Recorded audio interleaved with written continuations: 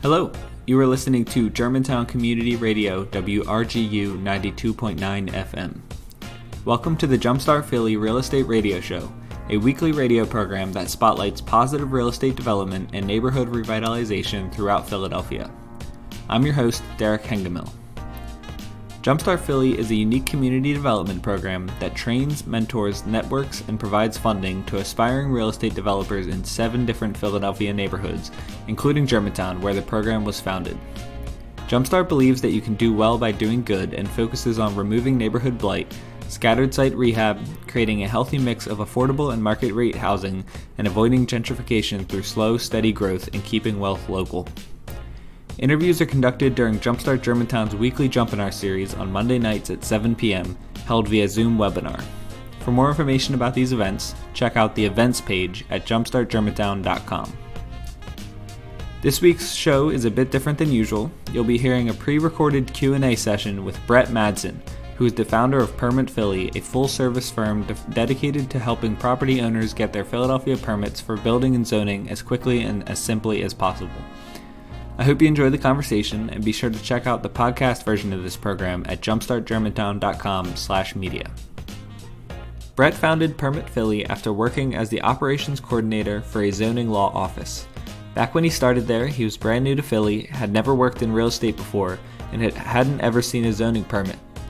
But as a curious person up for a challenge, he studied the zoning process in Philadelphia, then the regulations surrounding construction permits, then the rules for food licenses, and then signs. Now a licensed expediter with years of experience in the city of Philadelphia's permits, he has the expertise and war stories to help you through your permit problems.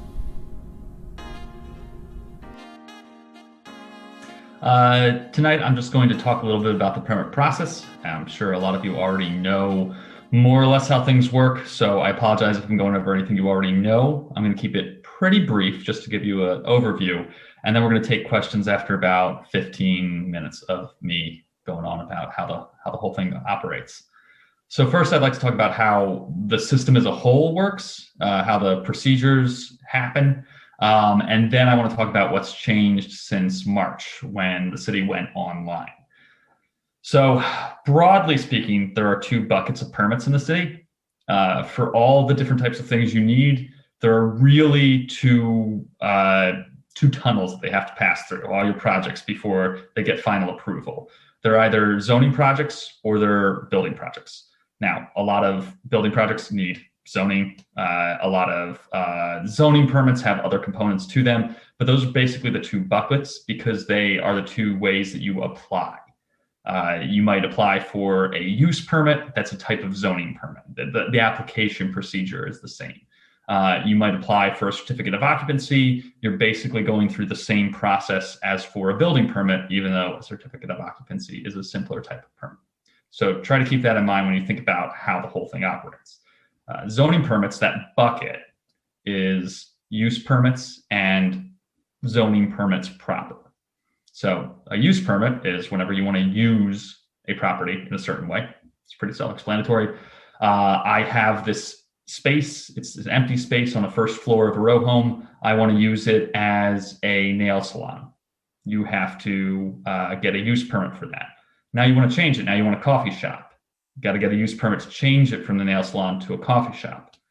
The zoning code in Philadelphia, there's a bit of a misunderstanding here. People think that the zoning follows the permit, it follows the parcel. So let's stick with the same example. There's a space at the bottom of a row home. That space is part of a parcel. The lot itself is probably some kind of commercial mixed use zoning. So what you'll do, or what we'll do if you hire us to get these type of permits for you, is we'll check the zoning code to make sure what you want to do in that space at the bottom, the coffee shop or the nail salon, is the legal use. And if it is, then we'll go ahead and apply for the use permit. If it's not, there's another process you have to go through to get some changes. Let's put a pin in that for the moment. That's a use permit. A zoning permit is if you want to put a 3rd story on that row home. There are 2 stories now. The first floor is that empty space that's going to be maybe a nail salon, maybe a coffee shop. Somebody buys the unit above and wants to put a 3rd story on. Now you need a zoning permit.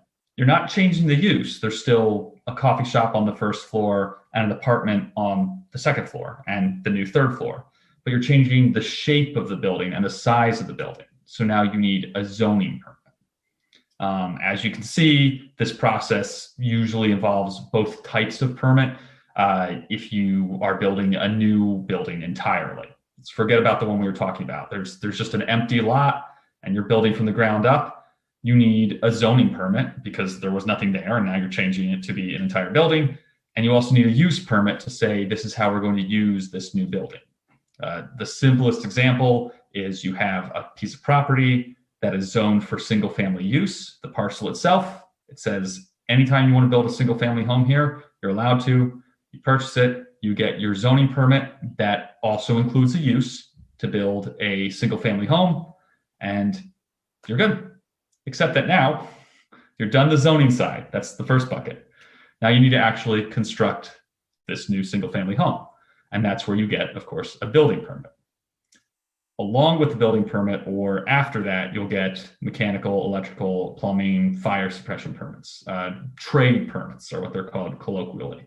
That's what they'll call them down at City Hall. That's what a lot of the contractors call them, because I'm sure some of you are contractors. It's trade work, right? So that's the building side. You need a building permit to get started. The building permit has to be approved before any of the trade permits. And the building permit can be anything from refitting a space to building an entirely new building. All right, so that's a lot of information, but those are basically the two processes, the two types of permit you have. The zoning, which includes use, the building, which includes anything from renovations to a whole entire new construction, and usually along with or just after the building, the trade permits. There's some other things that you run into. For instance, if you want a full demolition, you want to actually take down an entire building, that's a bit of a different process. It's more complicated. It requires specialized licenses, but it's somewhat similar to a building permit. It's just a little bit more paperwork is required.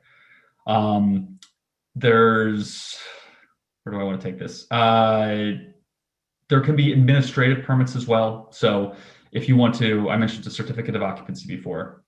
If you have a space that's where you're not doing any construction to it, but you are changing the use of it, and the type of use you're changing requires it to be certified by a building code official. This is most changes. This surprises a lot of people. But then you need a certificate of occupancy with no construction. It's an administrative permit.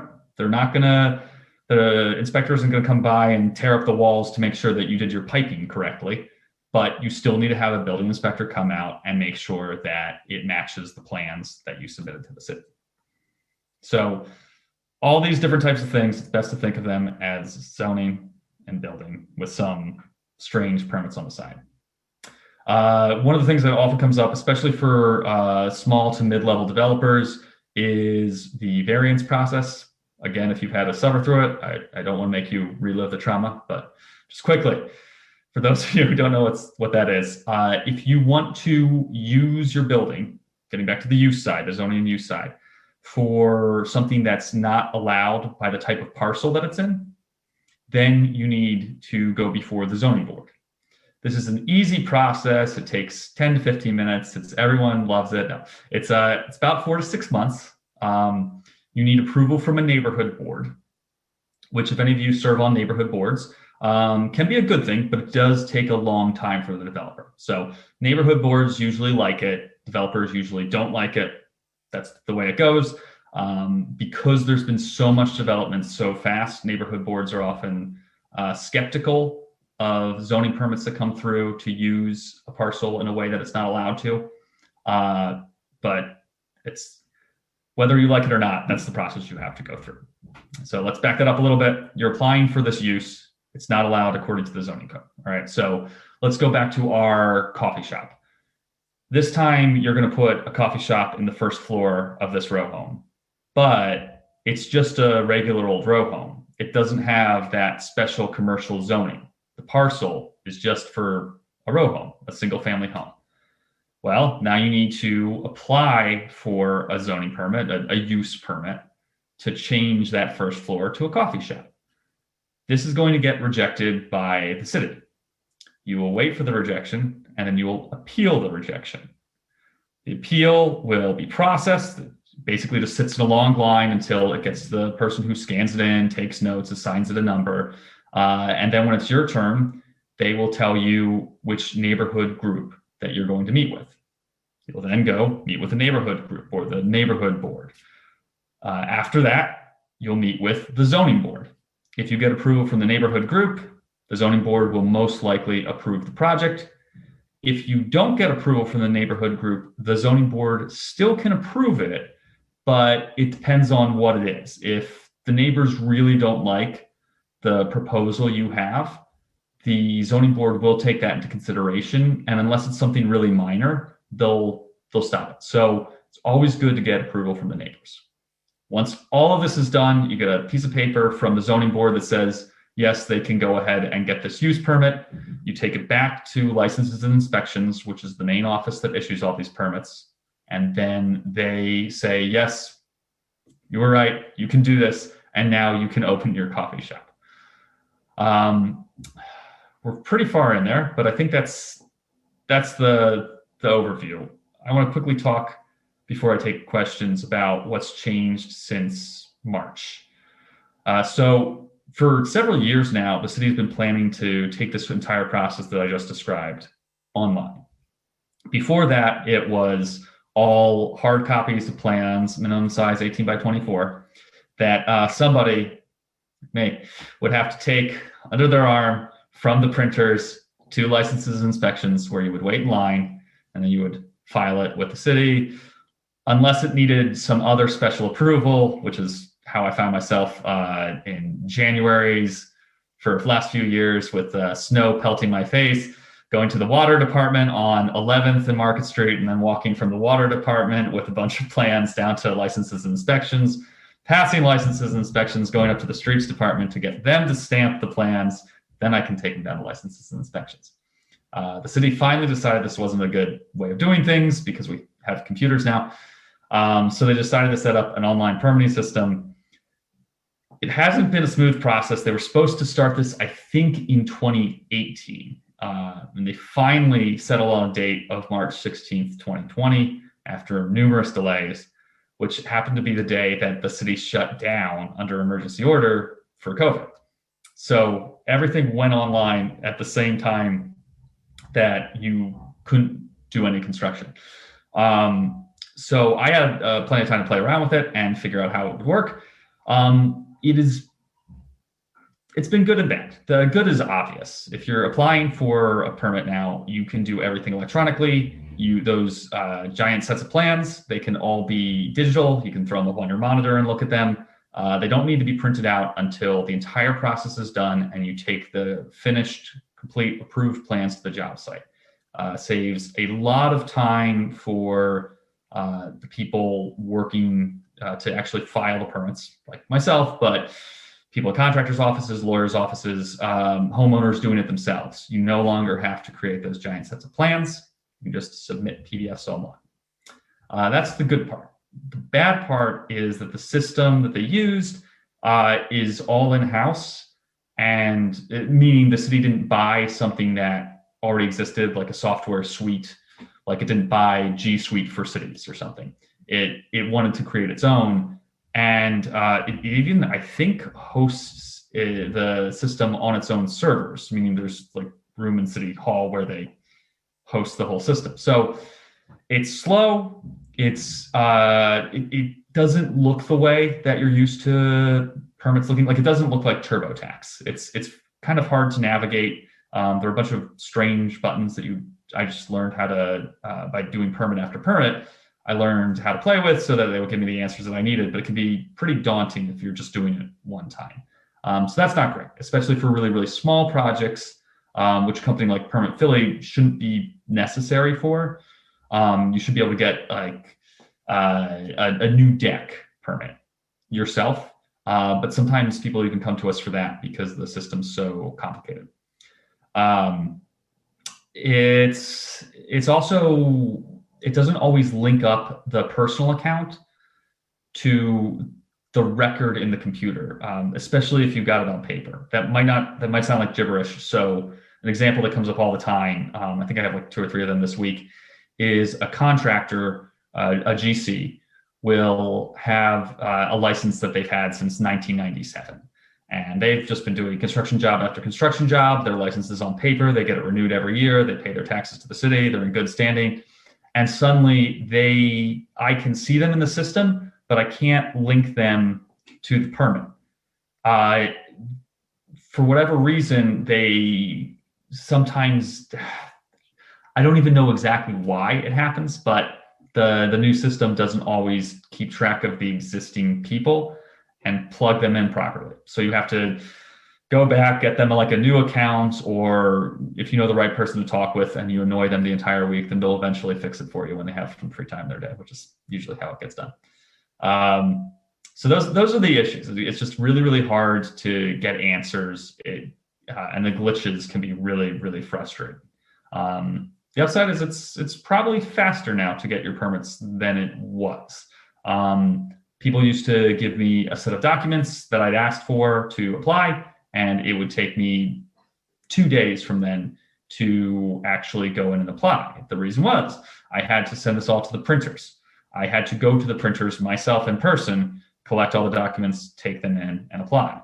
Often there were 2 or 3 other people who wanted a permit that same day, so I tried to plan it so that I could have the maximum number of allowable permit applications at the same time. Now we don't have to worry about that. Now, if you send us everything that we asked for and we have just an open slot in our day, we can apply that day. So it's faster on our side. Certain administrative things that the city has to do, they used to have to, if they messed up on one of the plans, they would have to, you would have to go get a copy of the plans from them, which was a long and tough process. Take it to a printer, copy it, take it back, make several different copies, take it back so that they could stamp it by hand. They don't have to do that anymore. So a lot of people really hate the new online system, and I know why, because I have to do it all day and it's very frustrating. But I think this is on the whole better. Yeah, I know that's cold comfort to some of the people who have had to wait on permits for weeks while their contractor license gets worked out, but I think it's on the whole better. So those are the main changes. I know that's a lot. That's the whole process. That's the big changes since March. I'm sure there are a lot of questions, so please enter your questions in the chat and I'll take them. So Brett, while we're waiting for some folks to put in their questions, most of the people who are using Jumpstart Germantown and Jumpstart Philly loans are doing just sort of I mean, I know there's no such thing as a basic renovation, but usually kitchen and bathroom is involved and that sort of thing. Yeah. So with that sort of just a home renovation, what types of permits, generally speaking, would be required for that type of renovation? This is a great question. Sometimes you don't need a permit at all. If you're just doing new flooring and fixtures, the big key is if you're not doing anything structural. So any load-bearing part of the house, you don't touch. That includes the stairs. The stairs bear your weight when you go up and down. So you don't mess with stairwells. You don't mess with roof decks. You don't mess with decks really at all unless you're just painting them or treating them. Sorry, the word escaped me. If you're just, say, taking out a countertop and putting it back in, ripping up the floors, putting in new floors, repainting, even some sheetrock, as long as it's just really thin and on the outside and you're not doing any reframing and you're not building any new partition walls, you can do that without a permit. There's an entire list it's a little hard to find because it's in the Philadelphia Code, but there's a long list of things that do not require a permit. And at the top is ordinary repairs to keep in good maintenance. It's not an exact quote, but more or less that. Once you start crossing into cutting through walls, then you probably need what's called an easy permit. Cutting through walls, taking down non-load-bearing walls, or putting up non-load-bearing walls. So now you're maybe replacing the countertop, but you're also cutting out the island and putting it in a different place and redoing the cabinetry. And it's still relatively minor. You're not building a skyscraper, but you do need a permit for that. And the type of permit they have doesn't require any plans. It's called an easy permit. This sounds great, but there are so many abuses of the easy permit program. There are so many people who would do structural work after getting an easy permit program, or an easy permit, that the city decided that they needed proof that you were just doing the actual easy permit work. So there are two ways to get one. One, you can own the home and do the work. So you have to own the home in your own name. So if Brett's Cool Renovation LLC, excellent company name, I'm gonna keep that.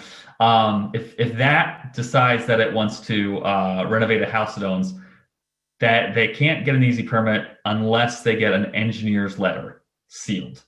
They used to let you submit plans. They don't let you do that anymore. It's just an engineer's letter sealed.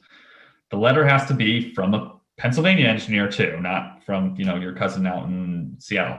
The Pennsylvania engineer has to say there's no structural work.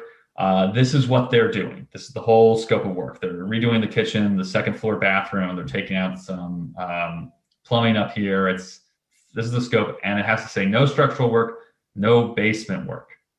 The reason for this is a lot of contractors have done work that was not authorized under permits and have collapsed houses. One of the most famous recent examples being on a corner in Fishtown, where somebody lost their home because a contractor had dug underneath and compromised the foundation. So with an easy permit, unless you're truly just painting, you can't do anything in the basement. You can't make a bedroom unit in the basement. You can't even tear out the drywall and put it back in. All of that will require plans to show that you're definitely not going to compromise your neighbor's foundation. For the easy permit, you got to keep it first floor and above, no structural work, and first floor and above, no structural work. That's it. Again, it's a lot of information. If you're going to get one of these easy permits, you have to make sure nothing in the basement, no structural work, and you need to either own it in your own name. So it would have to be Brett Madsen owns the house, or you'd have to get an engineer to write a letter describing what you're going to do and seal it. If you're just tuning in, this is a pre-recorded Q&A session with Brett Madsen, who is the founder of Permit Philly, a full-service firm dedicated to helping property owners get their Philadelphia permits for building and zoning as quickly and as simply as possible. Thanks for listening to the Jumpstart Philly Real Estate Radio Show on Germantown Community Radio, WRGU 92.9 FM. I hope you're enjoying the discussion. Awesome. So we have a few questions that came in here. Someone wants to know, on the Eclipse system, how much is it to submit for zoning and building permit now? It's the same as it used to be with a catch. So it's for single family and two family stuff.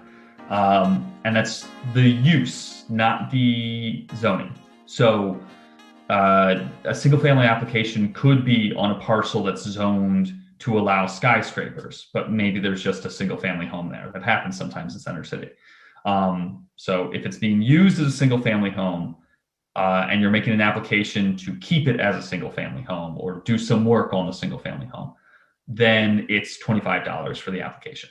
Everything else is $100, and it's the same for zoning and building. $25 one or two family use, any other use $100. But if you want it accelerated, which means they more than double the speed they review it, then you have to pay a lot more. For a trade permit, your HVAC permit, you want to really speed up because you're behind schedule, it's $1,000, so $1,050. For a building permit, it's $2,000. For a zoning permit, it's also $1,050. If you combine permits, which you can only do with a building permit, then you can do it under $2,000. So for larger projects, that's definitely the way to go. If you've planned it out ahead enough that you have all the information you need to apply for building and all the trade permits at once. So you're doing a renovation, it's going to require electrical and plumbing work. You can accelerate that along with the building permit. The whole thing, all three permits for $2,000. Then it's probably a good deal. Other times for single family stuff, it's often not a good deal. It's pretty expensive. Great. We do have a follow-up question on your previous answer. Someone wants to know, so French drain, some pump install requires a permit? Yeah. Perfect. And easy, if it's like in a single family home or in a small tenant space, you can do it without a plan set. So you don't have to submit plans to the city, but you do need to get a permit for that. And then we have quite a few questions here about, do you need a permit if you want to convert a one family into a two family unit? Yeah, and so this is where it can get complicated. If it's one family and it's in a zoning district that only allows one family, then converting it to a two family has to start with getting the use registration. That's the first bucket, right?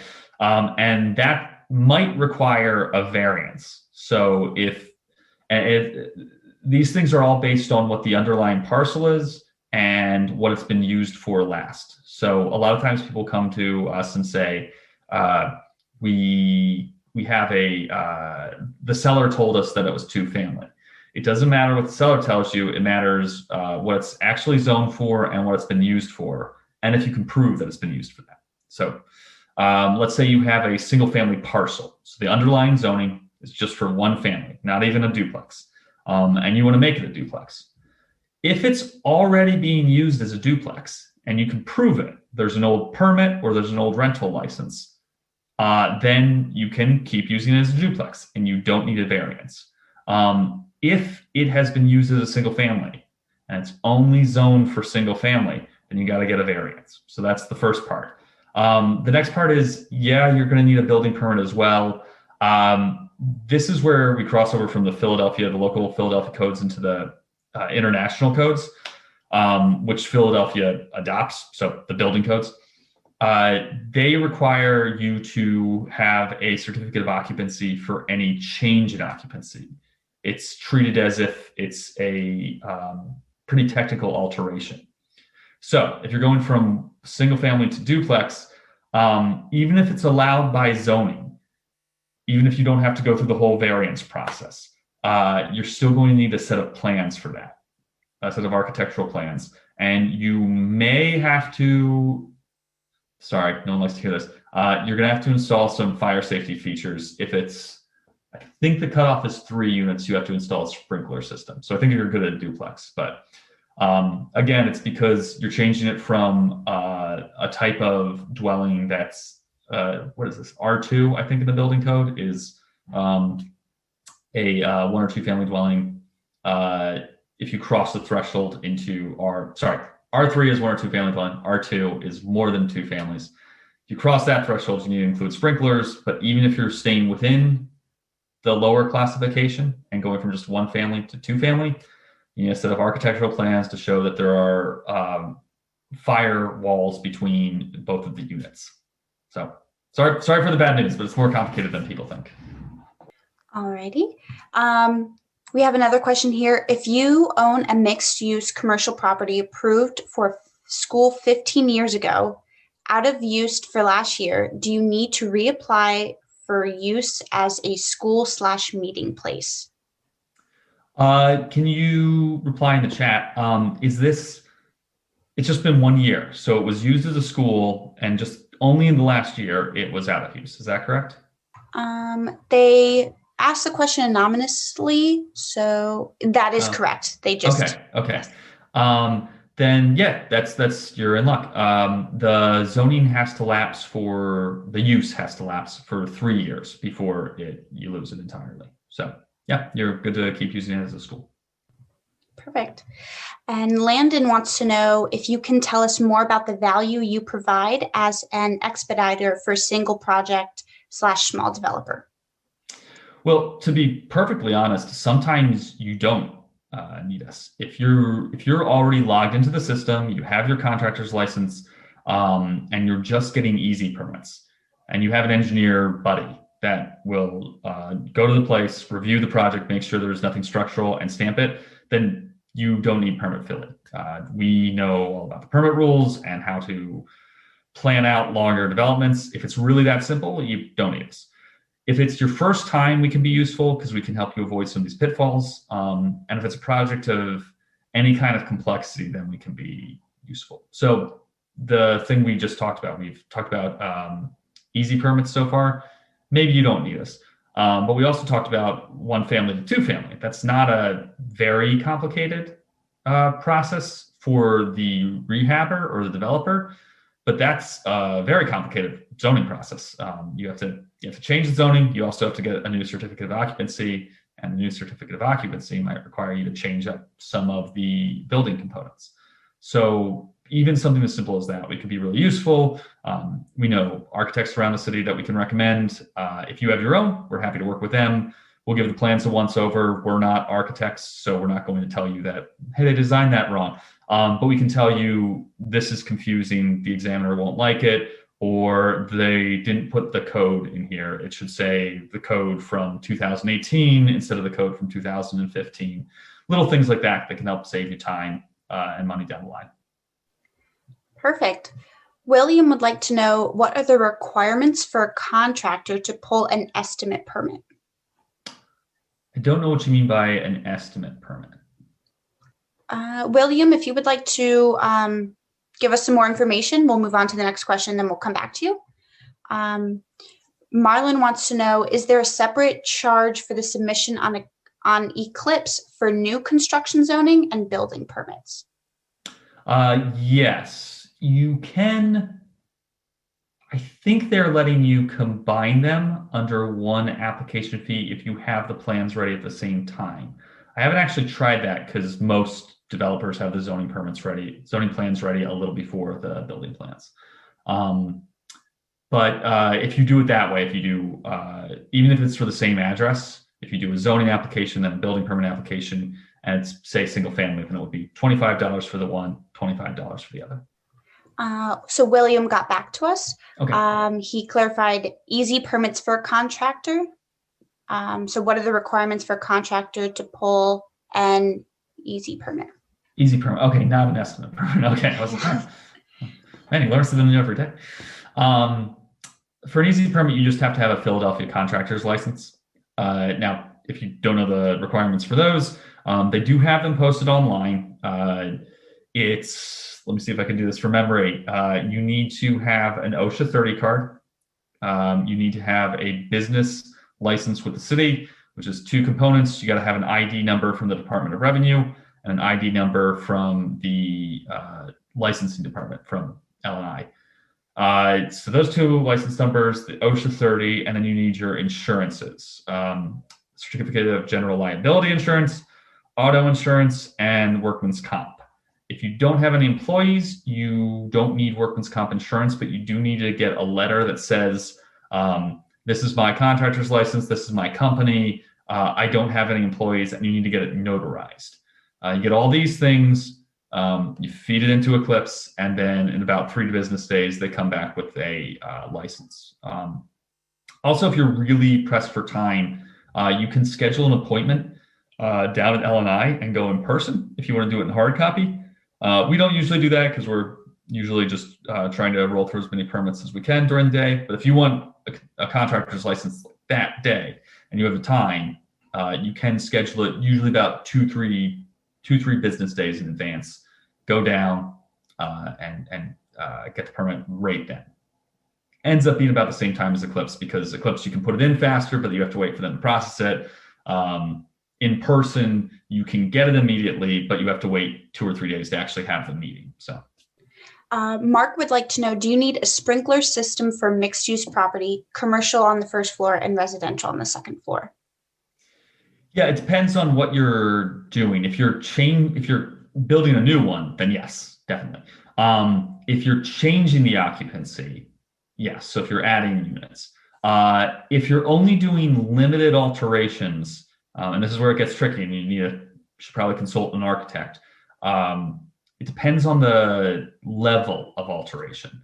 So something where you're doing like just redoing the whole floor plan and you're taking out the roof in one area and putting like a spiral staircase up to a new roof deck. Yeah, you're going to need sprinklers because it's the type of alteration is big enough that they consider it almost like a new construction for code purposes. If you're just painting, new cabinets, new flooring, that sort of thing, and you're not changing the number of units at all, then you're fine. You can just go ahead and do that, either without a permit if it's truly just painting and new flooring, or with a permit just for limited alterations, level 1 alterations is what they call them. So basically it depends on how much work you're going to do. Before we move on, I just want to be clear, if you have a place that say it's mixed use, say it's 4 units legally, but it's been used for 20 years as 5 units, and you want to legalize the 5th unit. At least in that 5th unit, you're going to need sprinklers because you're changing the occupancy in that unit, and the change in occupancy is counted as a higher level of alterations than just the painting is, even though it might not require any construction work. We have a question here that's asking if you have any intel on the 2021 permits fees going up based on construction costs. No, right now though, I will say they don't charge you based on construction costs for most permits. For electrical permits, it is based on the contract that you have with the GC or the owner, whoever it is. So the value of the contract, usually they just take the estimate, so you can say what you estimate it to be. If your estimate is really far off, then they'll ask you to provide proof of the contract. So yes, don't give a suspicious estimate, be reasonable. For building permits though, it's based on the square footage, not based on the contract. It's in a lot of other areas around Philly. So if you do work inside and outside of Philly, it's based on the estimated cost for general construction work. Not so in Philly, based on the square footage.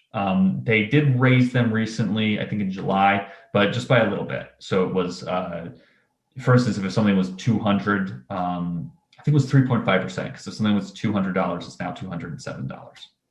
Sean wants to know, can developers with a contractor's license pull permits and have subcontractors do the work?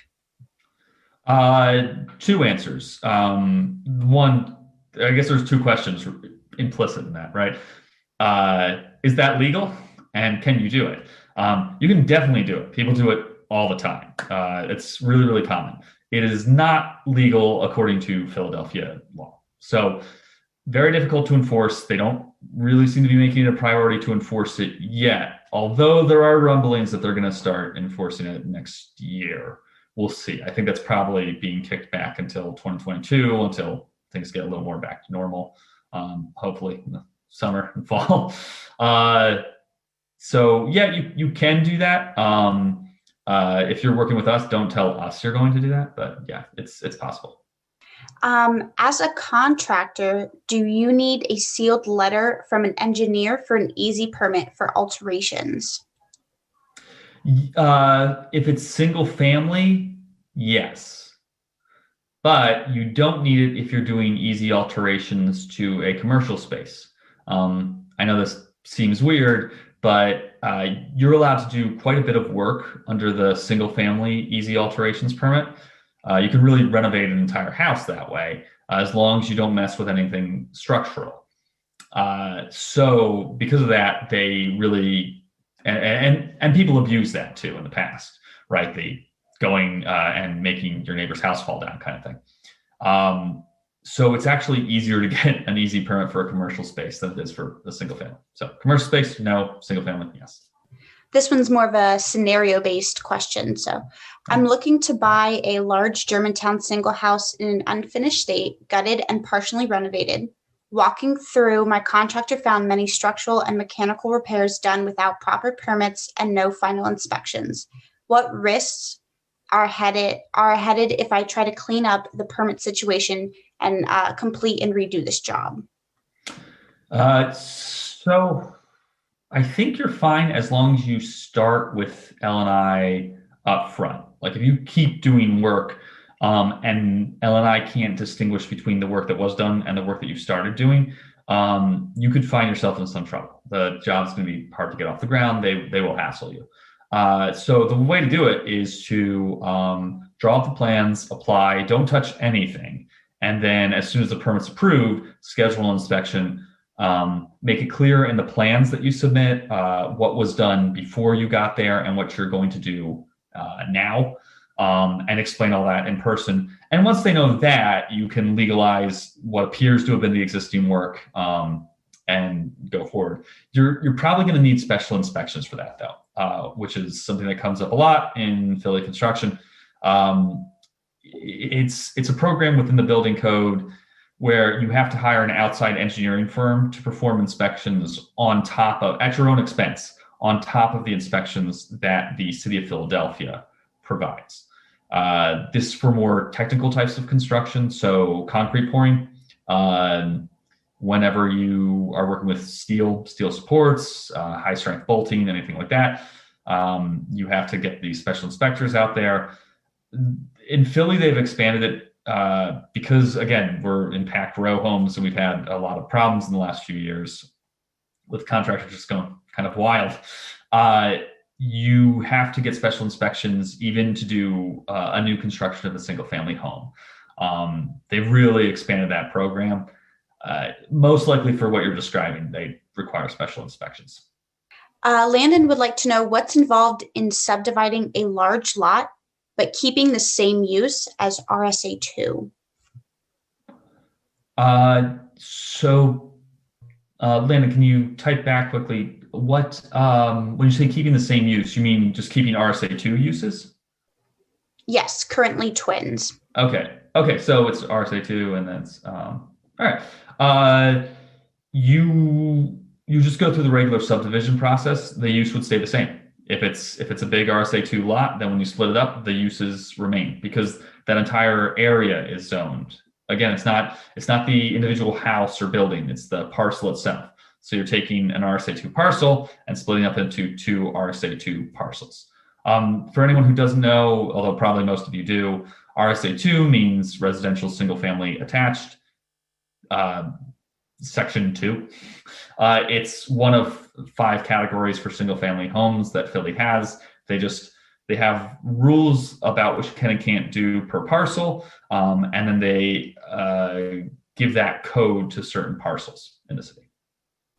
Follow-up question to that. Is an expediter helpful in the subdivision process? Yeah, especially if you've never done it before. So we can tell you exactly what you're looking for, what might slow you down. And if things do get slow, we know who to talk to. If you want to try and do it yourself, you need to get a survey. And this is the tricky part that's really slowing a lot of people down right now. It has to be approved by the city's board of surveyors. So there are districts in the city, and they're each assigned surveyors. And when you say, hey, we want to subdivide this, you can ask them to do it. You can ask the district itself to draw up a survey plan for you, or you can have your own private company draw up the plan. Either way, it costs money. The board of surveyors is slower but cheaper. If it's a small project, I would recommend going with them, though, because it takes them a long time to review the professional plans. So your surveyor might have the plan drawn up really quickly, but then it will wait for weeks with the board of surveyors anyway, because they've got, giant stacks of hard copy plans that they have to sort through before finally approving them. So those are the 2 ways you start. Once that's done, you use that plan to apply for a zoning permit at L&I. Zoning, remember, is when you're changing the shape of, it can be either the parcel itself or the building. So it's all about sizes and lots. And then they will issue you a zoning permit just to allow the consolidation. If you also want new construction, you then have to take that, even if you don't, you have to take that new zoning permit allowing you to split up the lots to the Office of Property Assessment, which will give each lot a new code. And then you take that back to L&I and say, we've done it. We got the codes. And then you can start on your new construction. You also have to record a deed in there. So yeah, we can definitely help. It's a complicated process. Great. Our next question here is, what type of permits are needed for a single family row that sustained fire damage to the inside structure only? And they would also like to know what kind of costs come with these permits. So I can't tell you the entire cost because it depends obviously on construction costs, but just on the Philadelphia side, okay, so that one depends. It depends on whether or not there's so much damage that the building might collapse. If that's the case, then you need a make safe permit. And man, I forget the pricing for those off the top of my head. For a single family, the short story is it's going to cost you several hundred, but probably less than 1,000 in permit fees. So these are based on the square footage, the area of work, times a certain number. I think it is, I want to say it is 62 for the first 500 square feet, and then $48 for every 100 square feet after that. I think that's right. So a 1,500 square foot area of work is, oh no, why am I doing this live? Roughly 480 plus 64, so a little over 500 for that permit. And it's going to be that way whether or not you have to do the make safe or not. It's just a slightly different permit process, permit application process. So yeah, I'd say you're probably looking in the hundreds, not the thousands for that one from the city. It of course depends on how much it actually costs. If it's not structural at all, you can, and it's not imminently dangerous because it's not structural, you can probably get an easy permit for that as well, just to repair the damage. William would like to know, how would they go about finding an approved engineer to seal and submit a letter for easy permit for alterations? And if you have any recommendations. Yeah, so the architects that we use the most are the small shop in Manayunk called Level 9 Architecture. There was one guy when I started working with them, and now it's, I think 3 architects in there. So they're great, really turn around plans quickly. The word level, Level, the number 9. And if you tell them that we sent you and you want to have us process the permits for you, we work together constantly, so it's a very easy process. They'll just come back to us and say, hey, we have a new project for you, or vice versa. You can come to us and we'll recommend you to them. If you really want to turn around things fast, there are a few people in the city who will just do the engineer's letter. Like if you just need the letter and nothing else. Miguel Moda might be able to help you. Goes by Mike Moda, Mota. He's someone to look up. I think I have his contact number buried somewhere, but I don't have it off the top of my head. I think he'd probably be my first call if I just need the letter and nothing else. Great. Is there a streamlined building permit process for module construction, i.e. building off-site to lifted by crane onto prepared site foundation? Yeah, unfortunately, no. The actual building structure, the module part, they are more relaxed about that because they will trust those builders are licensed with the state, and those plans come with a stamp from the state, and Philly will just accept that. But they want a lot of details about your foundation and about your attachment, right? They want to make sure that you're actually going to attach the module safely. So I think it's worth doing. I've always thought that kind of construction was interesting, and increasingly there are like some cool architectural designs with it too. It's not just like a regular looking home. Anyway, but it can be actually a bit of a pain with permitting. They really, really are picky with the things they can control because they know there's a lot that they can't control, and I don't know why that spooks them a little. So I'm sorry, it's not very streamlined. Stefan would like to know if they can put up lights without a permit and a ceiling fan. Just like interior lights, like Mm-hmm. oh yeah. No. And every now and again, something that like maybe technically requires a permit will come up, and people at the permit office will tell me, don't get a permit for that. They can't say it on the record, but I remember distinctly somebody cracked a piece of sidewalk. So streets owns that. You need to get a permit from the streets department and maybe from L&I to repair that. And the guy, I don't want to get his name, but the guy at the streets counter said, 1 square, just 1 square. I was like, yeah. He goes, 1. And he like called the entire office and was like, 1, just for 1. He's like, get out of here. Just go, just do it. Fix it. You were never here. So yeah, for lights in your own home and a ceiling fan, you're fine. And another review question here. What permits do you need to finish a basement? I think we... Finish, when you say finished, do you mean like, well, several different things here. Is it going to be a bedroom? Because that requires a tighter review. And are you just going to put in like flooring and walls, or is it going to be a living unit? Those are really the main things. John, adding a bathroom, flooring, and walls. Just bathroom, flooring, and walls. Just a building permit in that case. I don't think they'll require, if the walls aren't load bearing, I don't think they'll require special inspections or, they won't require special inspections or an engineer. You just have to draw up floor plans. You can't do an easy permit for that. So have to draw up floor plans showing exactly what you're planning to do, the surfaces that you're planning to work on. Submit that. If you don't get it accelerated and it's a single family, then it's going to be 3 weeks. If you do get it accelerated, it's 1 week. We have a question here that wants to know, do they need to send in plans for an easy permit? No load bearing walls. We are gutting and putting up a new non-load bearing wall. Yeah, easy permits never require plans. It's confusing because they briefly would let you submit plans or an engineer's letter for single family alterations only. Now, as of last week, because I tried with plans and they kicked me back, they have just started only letting you do an engineer's letter.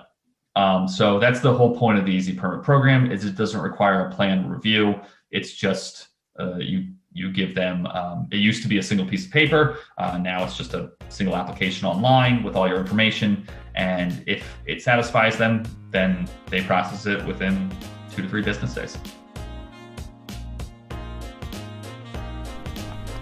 That concludes our pre-recorded Q&A session with Brett Madsen, the founder of Permit Philly, about what to do when you find yourself needing a permit for construction. Next week, we'll be speaking with Dan Greenspun, who is the president of Penn Construction and Design, about the construction timeline and how budgeting and other important elements are factored into the process. The interviews on this program are recorded during Jumpstart Germantown's weekly Jumpinar series, which takes place via Zoom webinar every Monday night at 7 p.m. If you'd like to participate in the live Q&A with our guest, be sure to head to jumpstartgermantown.com/events and register for next week's Jumpinar. And if you're interested in starting a Jumpstart program in your own community, you can visit gojumpstart.org to see our how-to guide and open source training workbook. Thanks so much for listening to the Jumpstart Philly Real Estate Radio Show on Germantown Community Radio, WRGU 92.9 FM. And be sure to tune in next week.